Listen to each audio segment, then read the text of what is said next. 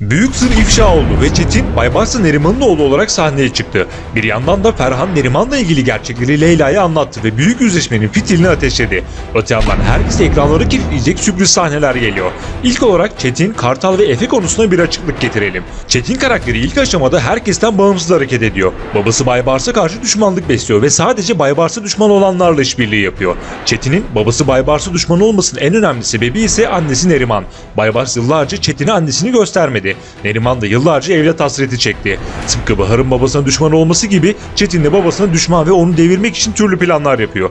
Bu konuda kendini çok fazla öne atmamak için Kartal'la Efe'den yararlanıyor. Ancak geçtiğimiz bölümde Kartal'ı kumpas kurdu ve Azade'nin eline düşürdü. Bunu yapmasındaki sebep ise Azade'yi oyalayıp hata yapmaya zorlayarak Kartal'la Efe'nin Baybars'a ulaşmasını sağlamak. Tüm bunları planlarken ise Azade'nin elmasını çalarak büyük bir koz elde etti ve kendini sağlam aldı. Öte yandan Azade Çetin'in Baybars'ın oğlu olduğunu bilmiyor. Direkt iyi tarafta durmayı tercih ediyor. Fakat yine de kimsenin kendisine güvenmesini istemiyor. Kartal ve Efe ise Çetin'in yönlendirmesi sayesinde Baybars'a içten ulaşmaya çalışacak. Bir yandan Azade'ye çalışıyormuş gibi görünecekler, bir yandan da Çetin'in yardımlarıyla Azade'yi hata yapmaya zorlayacaklar ve böylece Baybars'a ulaşmak isteyecekler. Aslında Çetin doğrudan Baybars ve Kartal'la Efe'yi karşı karşıya getirebilir. Fakat ilk hamlesi bu olmayacak. Azade'ye vurulan darbelerin devamı gelecek fakat tüm iş Azade ile bitmeyecek. Z1'de Korkmaz karakteri dahil olacak. Ferhan Korkmaz karakteri için ona ulaşmak zor. Şimdilik Azat'la başlayın demişti. Buradan da anlaşılacağı üzere Korkmaz karakteri Azade'nin bir üstü olarak karşımıza çıkacak. Fakat Azade kolay kolay yenilgiyi kabul etmeyen biri ve bu konuda acımasızca planları olacak. Bunlardan biri de Halide'yi kaçırarak büyük bir koz elde etmek. Kısacası Kartal ve Azade arasında heyecan dolu, karşılıklı sürpriz hamlelerin olacağı bir mücadele yaşanacak. Bir tarafta Kartal, Efe, Ferhan ve Çetin, diğer tarafta Baybars, Azade ve Korkmaz olacak. Şimdi gelelim bir diğer bomba senaryoya. Leyla Ferhan'dan Neriman'ın sırrını öğrendi fakat ilk olarak bunu teyit etmek isteyecek. İlk aşamada ortalığa sermeyecek.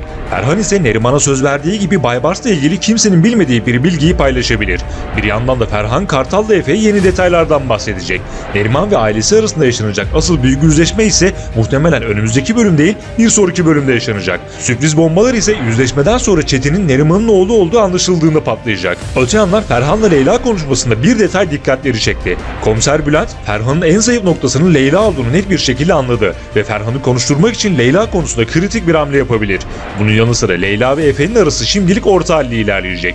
Leyla, Efe'nin Kartal'ı içeri atmasına artık bir şey diyemiyor fakat Efe'den öncelikli olarak Kartal'ın yanında olarak onu korumasını istedi. Karşılığında ise Efe'nin gizli polisi olduğunu ifşa etmeyecek. Kısacası Kartal ve Efe ikilisi bir süre daha birlikte hareket etmeye devam edecek. Leyla da bu süreçte Efe ile olan birlikteliğini gözden geçirecek ve yaşanacak sürpriz gerilimlerle beraber bu ikili birbirine daha fazla kenetlenecek.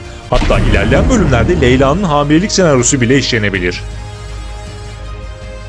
Zor günler geçiren Kartal ise bir yandan Azade ile mücadele edip Baybars'a ulaşmaya çalışırken bir yandan da ekonomik anlamda güç kazanmak ve mahallesine rahat bir nefes aldırmak için harekete geçecek. Çünkü Kartal'ın bu savaşta hedefine ulaşması için başka çaresi yok. Bu konuda kaybettiği eski mekanları yeniden elden geçirecek. Hatta Bahar'ın bu konuda Kartal'a büyük bir yardımı olabilir.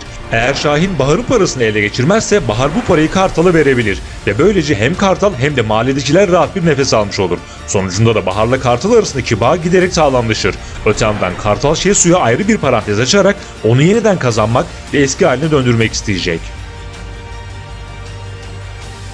Yeni videolar gelmeye devam edecek dostlar. Videoları kaçırmamak ve destek olmak için abone olup bildirimleri açmayı unutmayalım. Bir sonraki videoda görüşmek üzere. Hoşça kalın.